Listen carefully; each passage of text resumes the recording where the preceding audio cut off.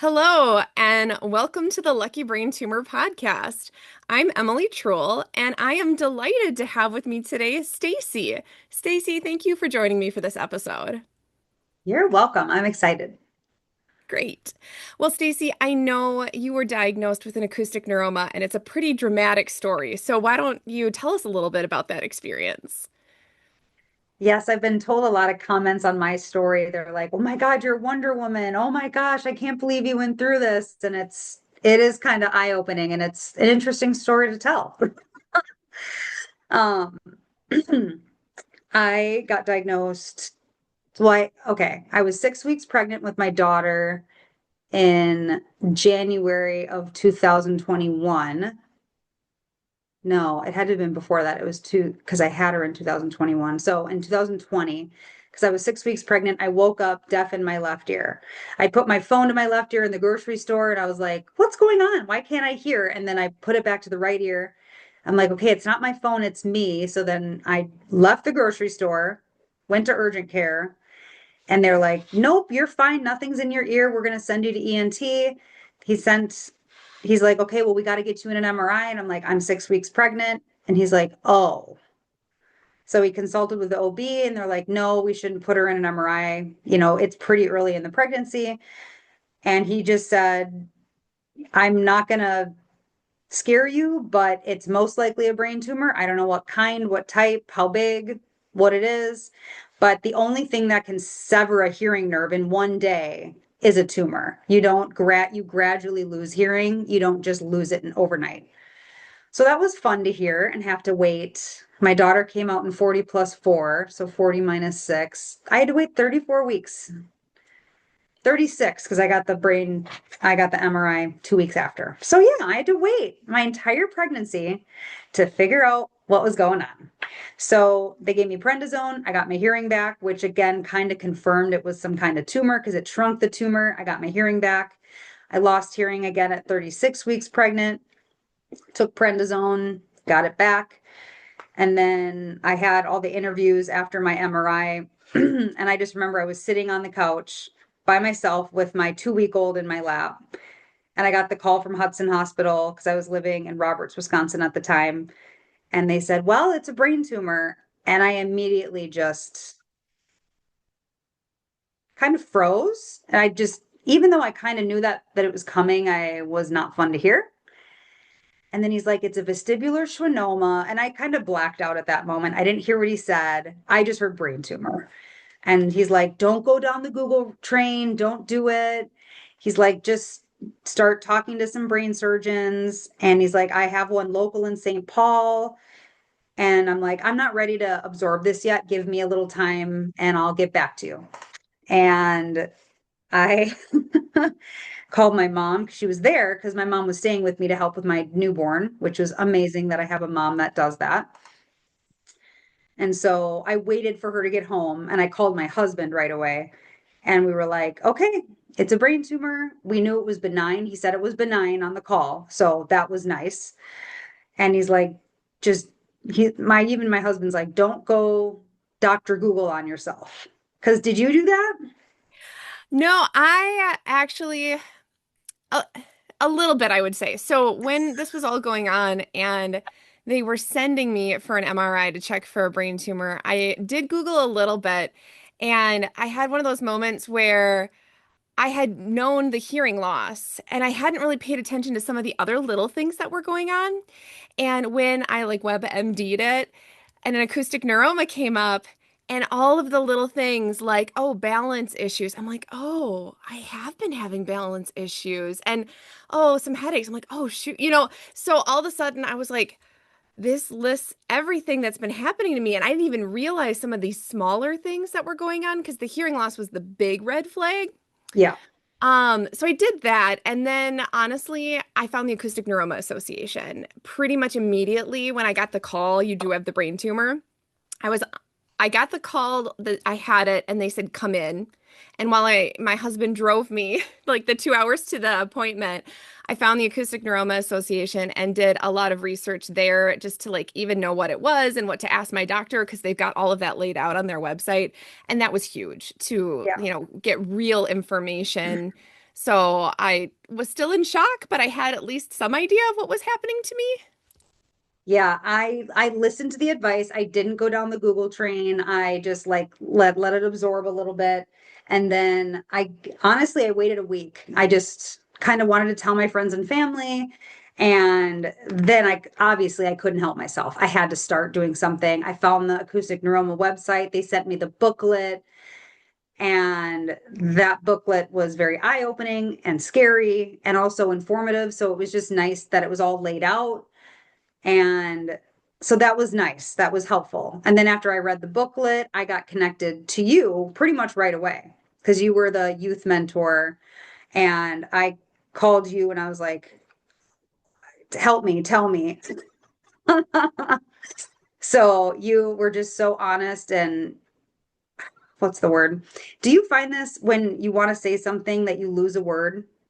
Oh, yes, that's actually really common for people with acoustic neuromas. And word finding is an issue. Yes. And a lot of it is because of the extra energy that auditory processing takes because like listening we have to think a lot harder and normally when you have a conversation you're listening to what someone is saying and you're also kind of prepping what you're going to say all at once and because you have to use more bandwidth and understanding what's being said you have less left to like prep the next thing and so then sometimes you can't find it, the word is gone. It's a really normal thing that a lot of us have issues with. I love that it is a term, word finding, because I do it all the time where I'm like in the middle of a sentence and then it's like, poof, see ya, it's gone. So your conversation to me was just very, it wasn't, it was informative, but it was just like, okay, someone my age has been through this. Someone who has kids has been through this. Like it just seemed so abstract and so random that I was like, okay, I'm okay. She lives in Wisconsin. Like we're Wisconsin girls. And then, I mean, the list of, there was a ton of people. And then I found and then when I found the Facebook group, that was what really put me to the next level. Cause then I found mutual friends. I found three people that I had mutual friends with that I had no clue had this tumor. So then I talked Amazing. my best friend Ben from Denver. He was on a swim team in Madison, one of his swim team people. She was pregnant and kind of was with this like, did you breastfeed? Did you pump? And I got to talk about that kind of stuff. And then my old roommate in Denver, Heather, her best friend had a 4 centimeter. And so I talked to her and she told me like she ignored all the signs. She was an esthetician, so she would get facial numbness and go, oh, it was my facial. But she almost fell off Maroon Bell's cliff because of the balance stuff. Wow. And Heather, my old roommate, said, you weren't even drinking, like something's going on. We got to take you in. And that's when they found it. Like, like you said, you ignore these tiny little signs. And Yes. I'm a yoga teacher, so I would have never ever put balance as my issue because I just had that in me. But I have broken my foot and my wrist pretty much once every year for the past 10 years. And that's balance and vertigo. Yep. I just got out of a boot 4 weeks ago. Wow. Wow. Yeah, it's crazy the connections. And it is so wonderful when you find those other people who get it Mhm. and they have lived that experience. I think, especially as a new mom, when you're talking about getting to connect with someone who knew what those particular experiences are like, that's huge. Because acoustic neuromas are less common in younger people, it can be hard to have those resources. And it's really scary to have a brain tumor and also be taking care of a newborn at the same time. That's a lot. I I just didn't even think it could happen. So I was on maternity leave. So in my head, I'm like, wait, I'm on maternity leave. How can I be on maternity leave, but then also get brain surgery? And it was just this whole complicated thing. So after I called all the important people, I called my manager, and there's a law where you can't talk to your coworkers or workplace while you're on maternity leave. It like protects you. And so he didn't answer my call. And I'm like, hey, I actually need to talk to you. And I'm like, hey, I just got diagnosed with a brain tumor. And he just was like, oh my God, Stacy, I'm here for you. Whatever you need, we're working through this.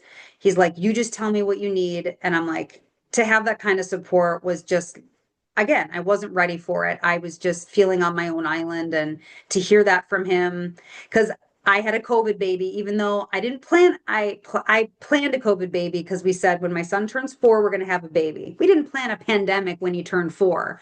So everyone's like, "Oh, a COVID baby." I'm like, "No, she was planned, but whatever. She was a COVID baby."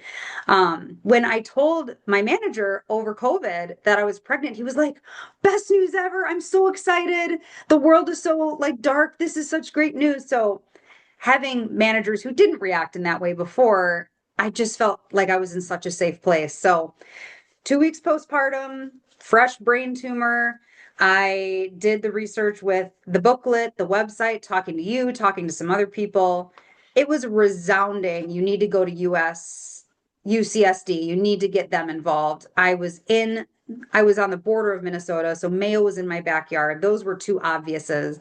And then I went to University of Minnesota. What's crazy is they all said different things. How many opinions did you get?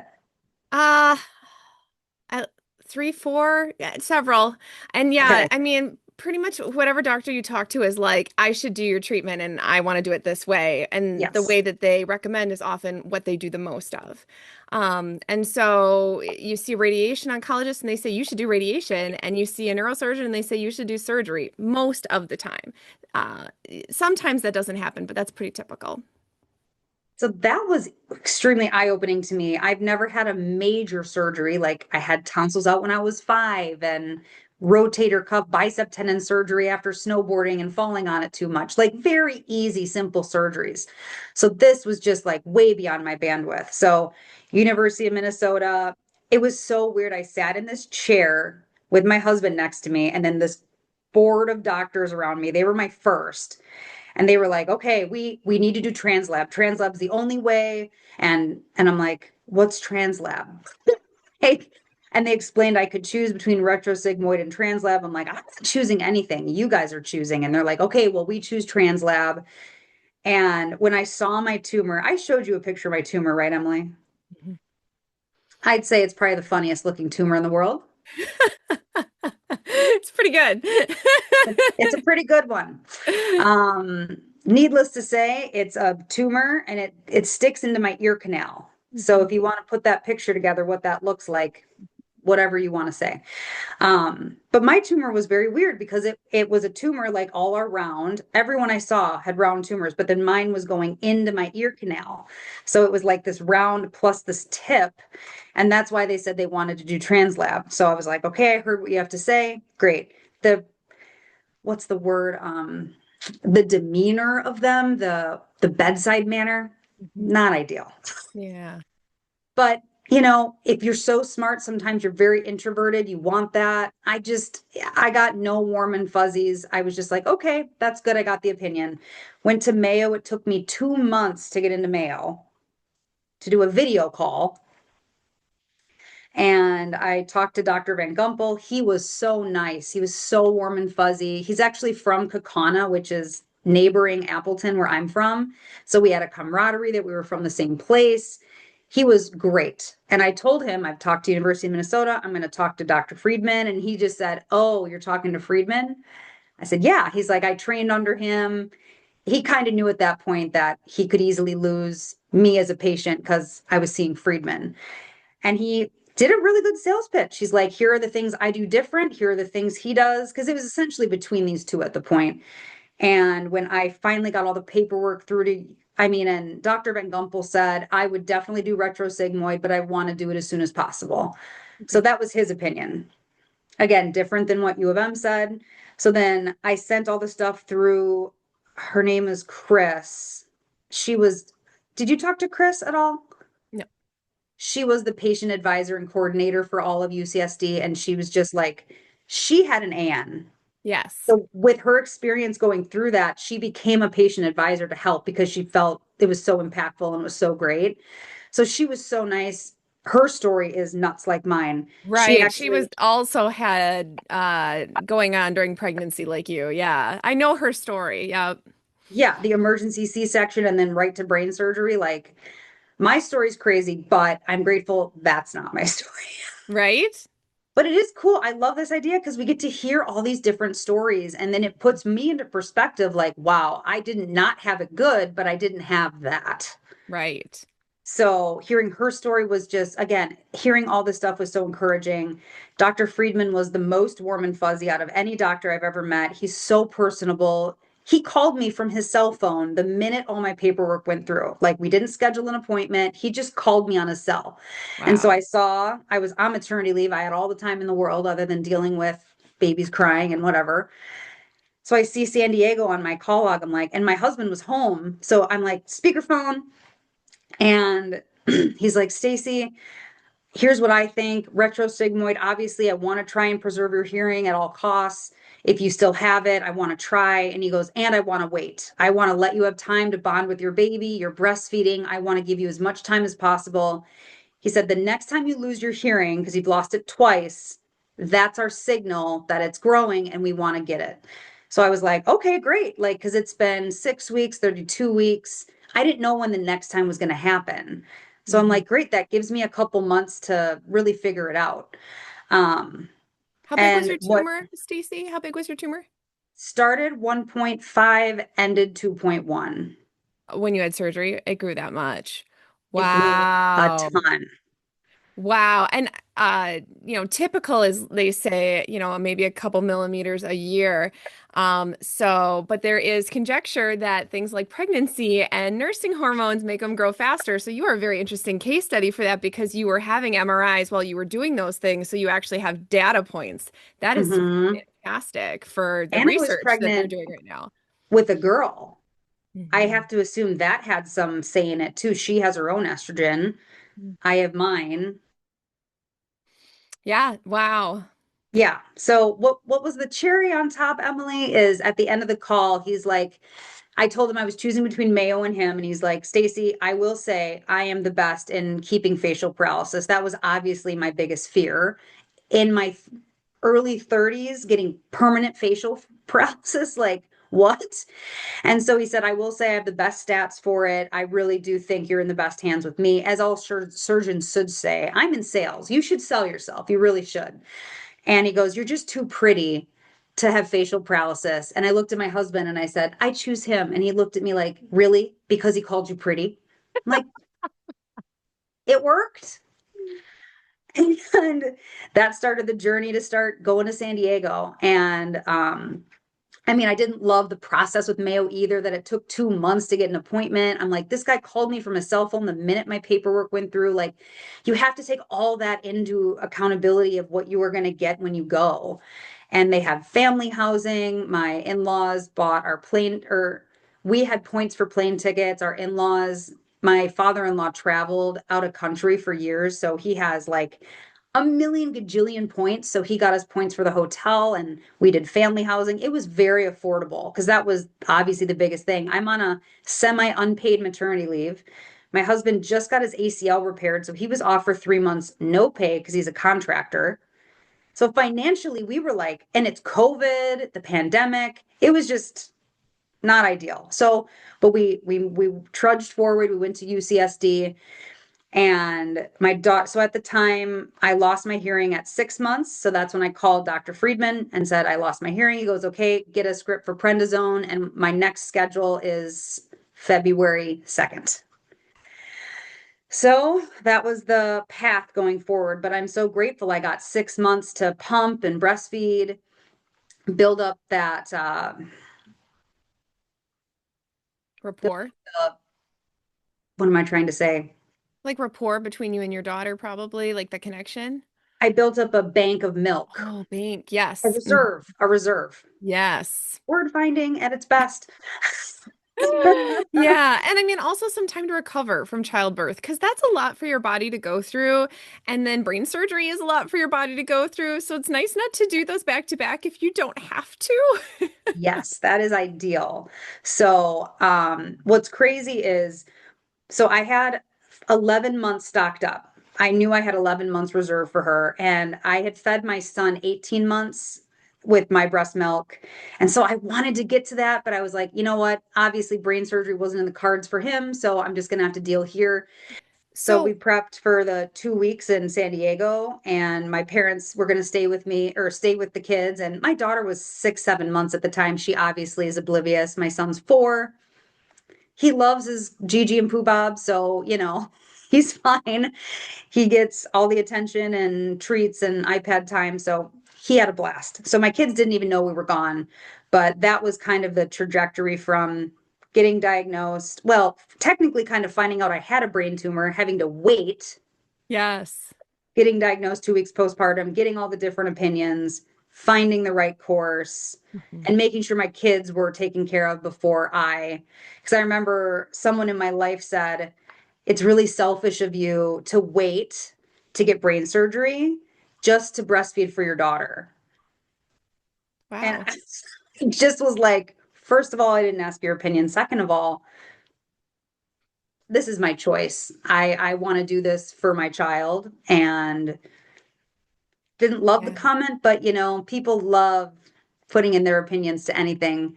Because at Well, the time I got diagnosed, he said I could keep my hearing at like 30%. He's like, by the size of your tumor, I think I have a 30% chance of keeping your hearing, which was 2 weeks postpartum. And I got the surgery at 7 months postpartum. And so at the size from 1.5 to 2.1, he's like, now I have a 20% chance. So realistically, I only had a 10% variance of keeping my hearing because, spoiler alert, I lost it in my left ear, even though we did retro, and it's okay. So they were just like, well, you should do everything you can to try and preserve it. And in my head, I'm like, I had such a small chance, anyways. right. I would rather do the best. And I knew this was our last child. And especially after the tumor and the estrogen growing, I was like, yes, I want to do this last one right. So that was from finding out to San Diego. Yeah. Well, and it's a complicated equation, right? It's not as simple as 2 + 2 = 4. Making all of your decisions for treatment and when and how. And again, typically they are slow growing tumors, and your tumor wasn't huge. So you had time. And a lot of people really enjoy, well, I wouldn't say enjoy, but really take advantage of that time. And you did. Like you did, you researched, you prepped your life, you got things in line the way you wanted to. I think a lot of times when you find out I have a brain tumor, you feel like it's an emergency and like this should be like, get me to the hospital right away. But honestly, you don't want to do that with something like an acoustic neuroma that is rare and has a lot of really delicate structures right near the tumor. You really want a skilled doctor who knows what they're doing. And that might mean a wait to get the right treatment, but that's Mhm. much better than a rush treatment with someone who isn't familiar unless there are extending circumstances. I mean, if you have hydrocephalus or some kind of an emergency going on, that's a whole different situation. But typically, most people with acoustic neuromas don't have to rush. And I think that people mean well, but don't Eh, always say things that are helpful. And yeah. I've certainly had that experience myself where someone has said something and I know they love me and I know they care, and what they said is not helpful in that moment. But, I try and give everyone grace because a brain tumor is sort of unfathomable until you are in that situation. So, tell me a little bit about what your recovery was like. You already shared that you lost your hearing. Did you have balance struggles or what other things were going on in your life at that time? So recovery, I think the typical ICU stay is 3 days.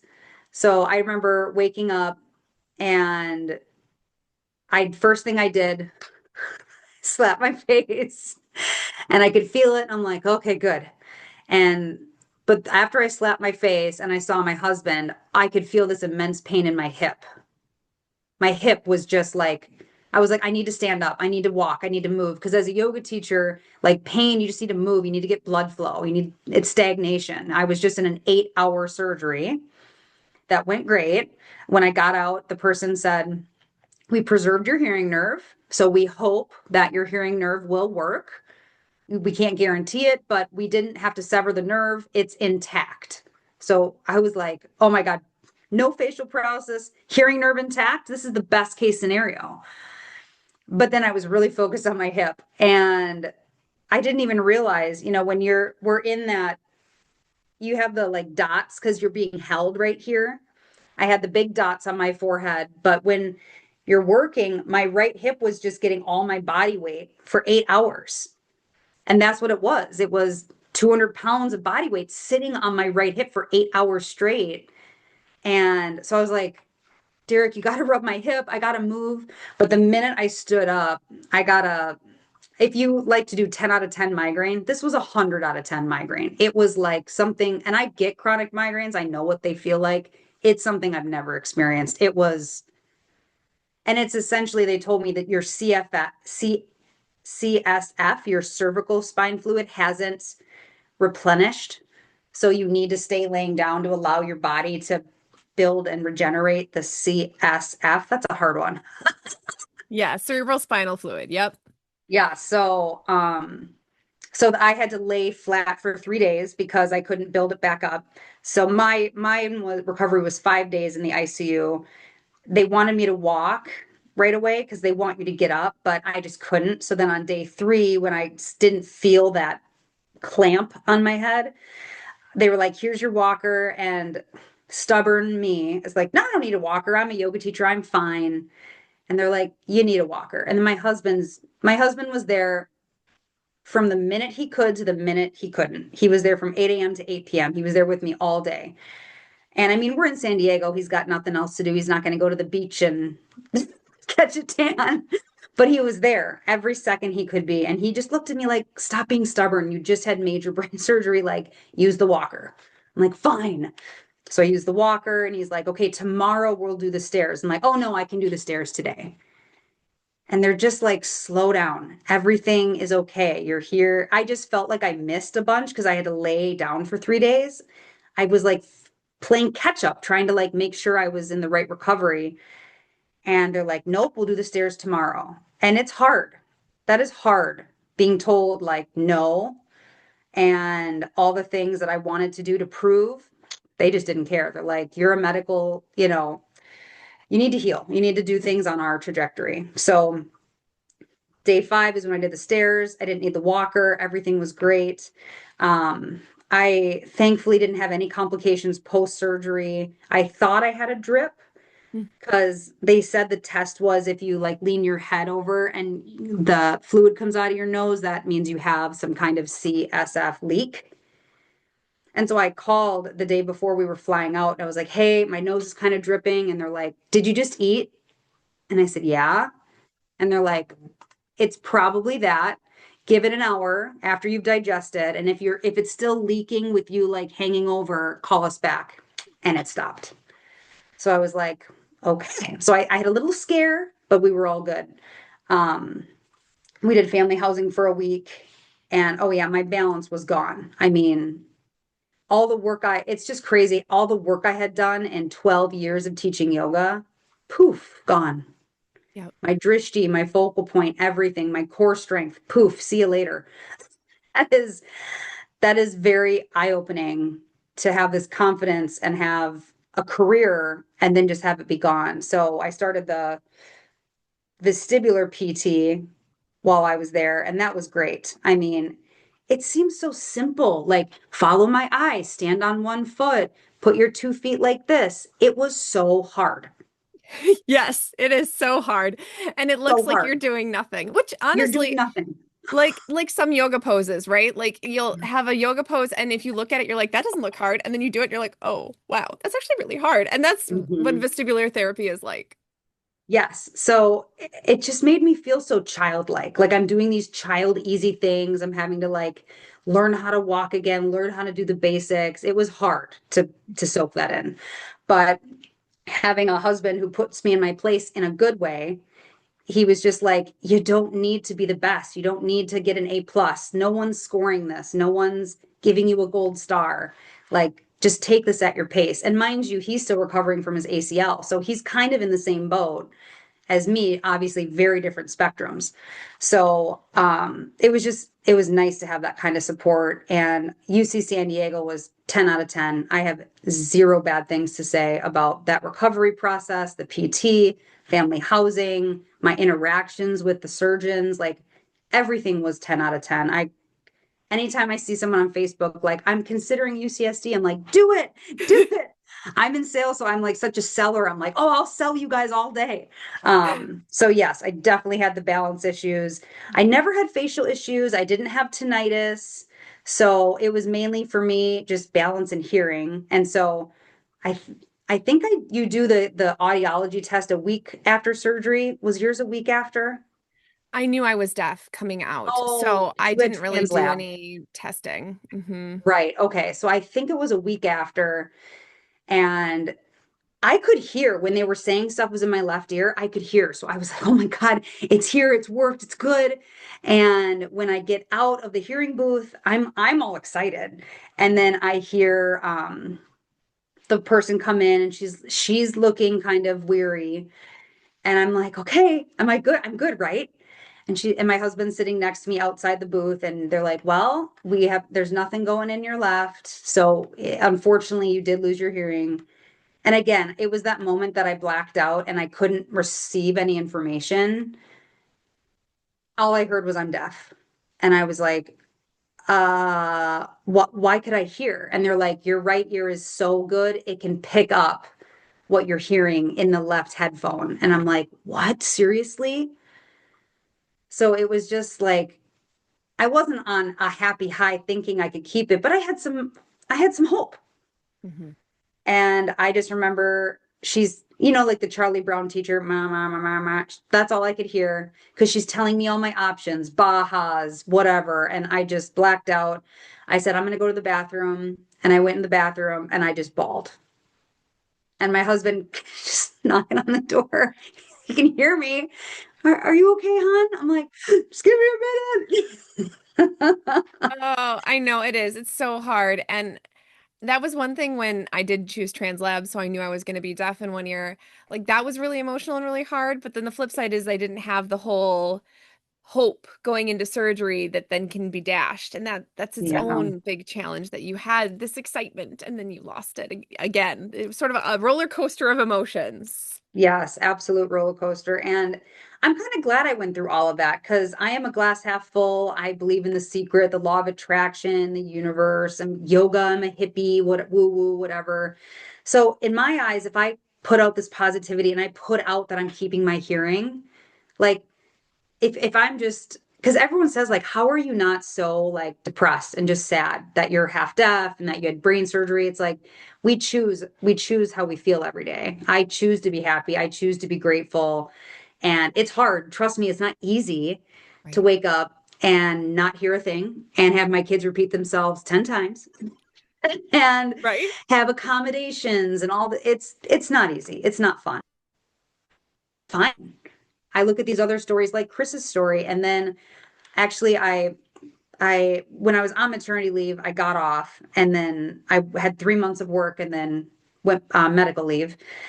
And my customers were like, give me an update. And when you're on medical and maternity leave, you can't contact your customers, you can't contact coworkers. So I was using LinkedIn and I posted successful surgery, lost hearing, no big deal. And everyone's like, how is that not a big deal? Like, what do you mean? And I'm like, my facial nerve's intact. Like, I didn't have a CFS leak. I'm very happy about these things that didn't happen. I'm focusing on the things that I got.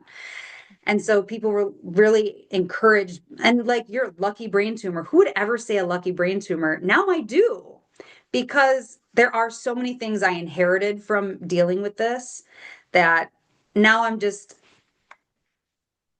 like Mel Robbins' big thing, let them. I was doing that before she had the book. Like, I was just like, you know what? Because I've dealt with something so traumatic, it just makes other things so easy. It Yep. really does.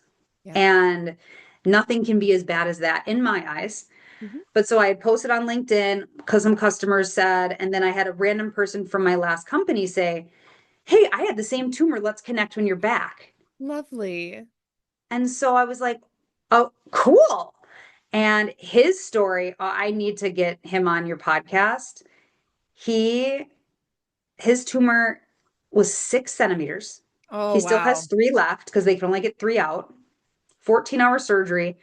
But he went in, his wife was 8 months pregnant. Oof. He went into a month coma and he woke up to the pandemic. Oh my goodness. That is an insane story. That needs to be a movie. Yeah, really. And Wow. he didn't miss his child's birth. He literally got released and then went back 3 days later to have his baby. Like, it all worked out. Wow. Wow.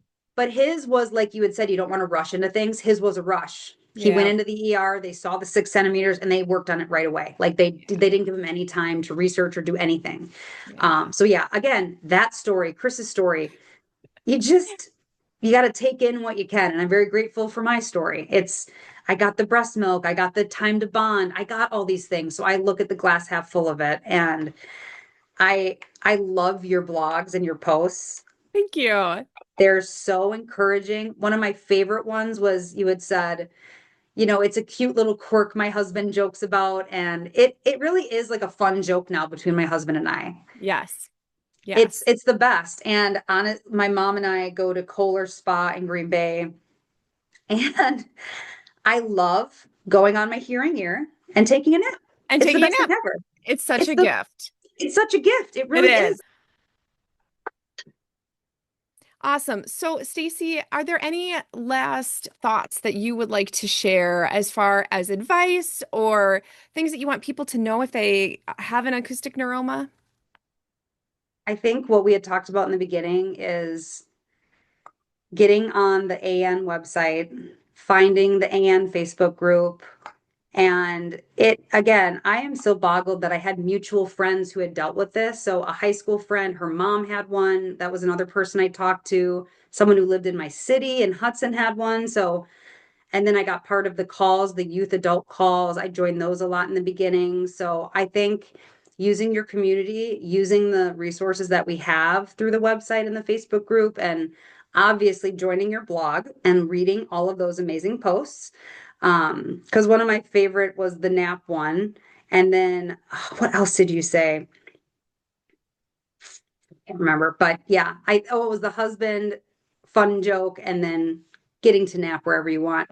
Because, the end of that story was my mom had ordered food. I was taking a nap because I nap a lot now, which loved naps before brain tumors. So now I get a reason to nap, which is great. She had told the girl, hey, go wake up my daughter. And so she walked in, said my name a couple times, and walked back to my mom, like, hey, she's really sleeping hard. Like, I'm not going to bug her. And my mom's like, oh, yeah, she's half deaf. She can't hear you. That's awesome. Yeah. And when you have little people, I feel like it's such a gift to be able to sleep through babies crying and those sorts of things. Because before my brain tumor, I always got up when the kids cried. And afterwards, it became a lot more egalitarian in our household. And my husband got up a lot more because I would sometimes sleep through it. And Mhm. sometimes that's a really good thing for moms to be able to do. Yeah. I also did this free program through, it's going to escape me, but did you send it to me? It was like the hearing when you're single-sided deaf. There was a college, they posted on the Facebook group. Yeah. Do you know what I'm talking about? Yeah. Auditory rehabilitation. Yes, you sent me Yes. that. Yes, I did. And it is amazing. It's not Amazing. an easy resource to find, but there Hmm. is someone who's training their grad students. So they have these free virtual auditory rehabilitation sessions. And especially if you're new to hearing loss, it's so helpful to see the ways that you can cope with hearing loss even without technology, just by Hmm. things like body positioning and planning where you're going to meet up with your friends for lunch and knowing what the topics are going to be. It's ways of training your brain to be better at picking up the conversation and what's going on, as well as sort of smart choices you can make to minimize how hard you have to work to hear. Hmm. Since since my hearing nerve is preserved, I am eligible for a single-sided cochlear and a Baja, obviously. And I'm very traumatized from getting brain surgery, and then I had to have a hysterectomy 2 years later. So I'm surgeried out at this point. I need a break. And but the woman who was hosting it, one of the grad students had a double cochlear. So I got to talk to her and be like, what did you think? Because she actually got one first and then waited a couple years and got another one later. So she was single-sided deaf for a while. And I'm like, what do you think going from one to two? And she's like, best decision ever. And she's like, I don't have a lot of issues with it. I'm still not ready because they say I have 10 years until the hearing nerve just stops working because it's not being used. And so I'm in February, I'll be at 4 years. So I've got some time. But it was so great to hear their perspective and get all the little, like you said, the technology assistance. But the thing that I can't stand is I hear something and I have no clue where it came from. Have you ever done this, Emily, where you're trying to find your phone and you do the find my phone and it's the ding, ding, ding, and I have no clue where it's coming from? I have to get my kids, I have to recruit them and say, find mommy's phone. Yep. I never even use that feature because it's useless to me. But I've done something very similar where we had a fire alarm, the battery died and it was beeping and I couldn't figure out which one. So I went and got my 3-year-old and I was like, okay, you tell mommy which one's beeping and then mommy will get it down. Yep. It's nice to have these little minions to do our work now Our because hearing work. it yes, our hearing work. And my friends, I the other awkward thing is when you're talking to someone and walking, I have to be on the correct side or else I'm kinking my neck. I've got an MRI and I have a herniation and a bulge from my neck from constantly kinking it and putting my ear down on the phone. So it's like there are so many other things that can happen. So having a good friendship community who never gets irritated at me constantly going to the other side. I always sit at the head of the table so I can like hear the best, and we sit in the corner so that acoustics are better.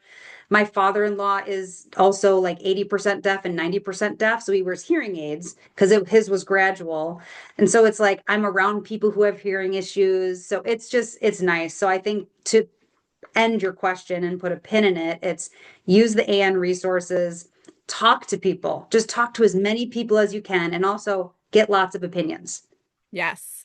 Those are wonderful, wonderful things to do. Hmm.